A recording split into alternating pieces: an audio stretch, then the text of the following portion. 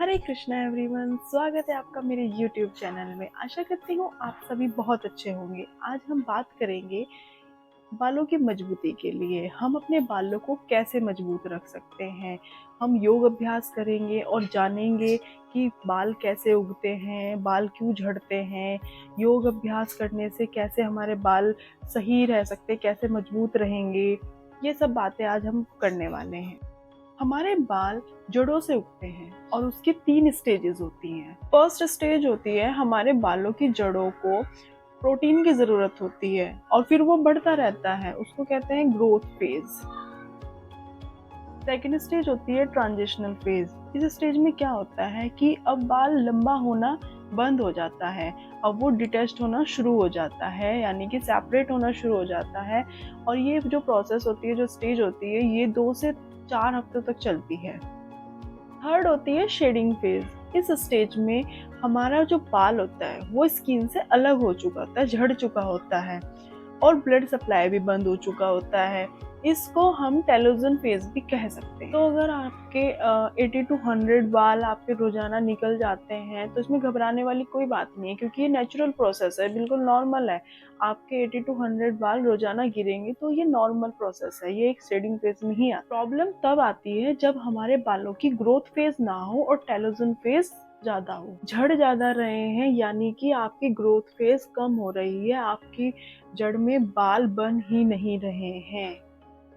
और देखिए इसके कई कारण हो सकते हैं, यानी कि हार्मोनल इम्बैलेंस या फिर स्ट्रेस, डिप्रेशन, थायराइड, डायबिटीज और एज या जेनेटिक प्रॉब्लम भी होती है कितनों की। तो आपने नोटिस किया होगा, मैंने नोटिस किया है कि कितने तो अपने बालों की केयर तक भी नहीं करते हैं, ऐसे ही रहते हैं, लेकिन फिर भी उनके बाल कितने थिक एंड लॉन्ग होते हैं, कितने शाइनिंग होती है उनके बालों में।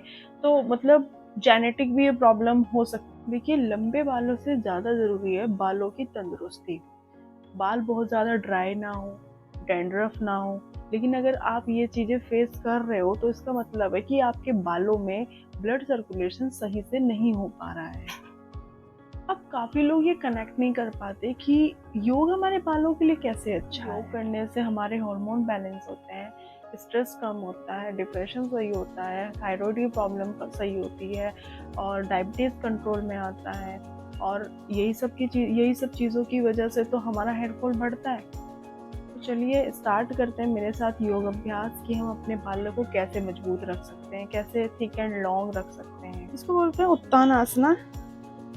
हम लंबी गहरी सांस लेंगे और छोड़ते हुए अपनी बॉडी को बेंड करेंगे। और तब तक नहीं बेंड करना है जब तक हम 90 डिग्री की पोजीशन में ना आ जाए। फिर अपने पैरों को थोड़ा बेंड करेंगे और अपनी बॉडी को नीचे ढीला छोड़ देंगे। हमें अपनी बॉडी को नीचे ढीला छोड़ देना है और 10 सेकंड तक ऐसे ही रहना है, इसी पोजीशन में। 1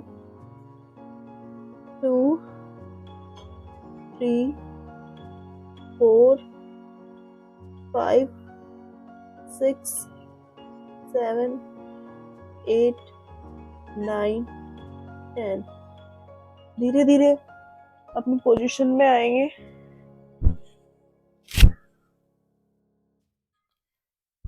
दूसरा आसन है अधोमुख आसन।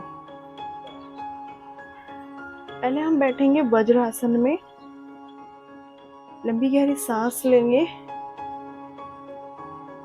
छोड़ेंगे, अपने हाथों के बीच में थोड़ा गैप देंगे। ऐसे ही सेम अपने लेग के बीच में भी थोड़ा सा गैप देंगे। एड़ियां बिल्कुल सीधी रखनी है और नाभि को देखना है। ऐसा आपको 5 से 10 सेकंड करना है।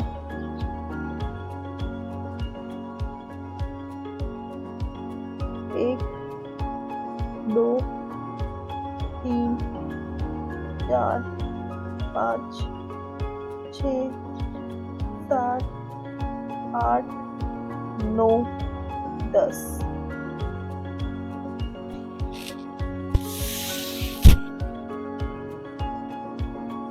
बैठेंगे वज्रासन में।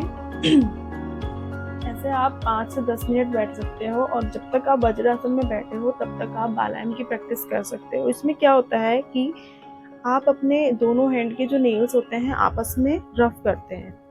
बेसिकली आपके नाखूनों की जो जड़ें होती हैं उनमें जो ब्लड सप्लाई होता है वो कहाँ तक जाता है, वो हमारे बालों की जड़ों तक जाता है। तो आपको ये बालायम की प्रैक्टिस ज़रूर करनी चाहिए। जब तक आप वज्रासन में बैठे हो तब तक आप इसे कंटिन्यू ऐसे ही कर सकते हो।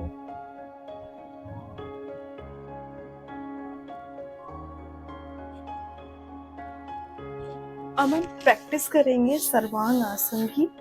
कैसे करते हैं सर्वांग आसन, कैसा इसका प्रोसेस है, आप भी मेरे साथ प्रैक्टिस कीजिए।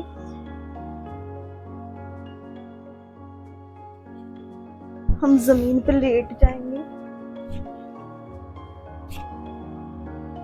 और अपने लेग को ऊपर उठाएंगे। एल्बोज से सपोर्ट रखना है अपनी बैक पे।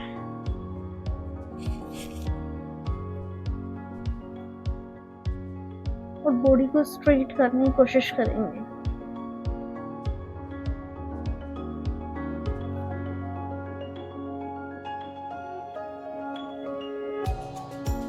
ऐसा आपको 5 to 10 सेकेंड होल्ड रखना है।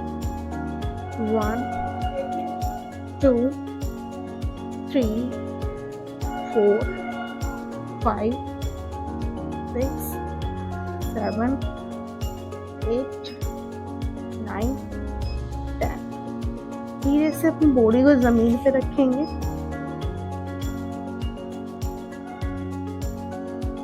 और रिलैक्स करेंगे।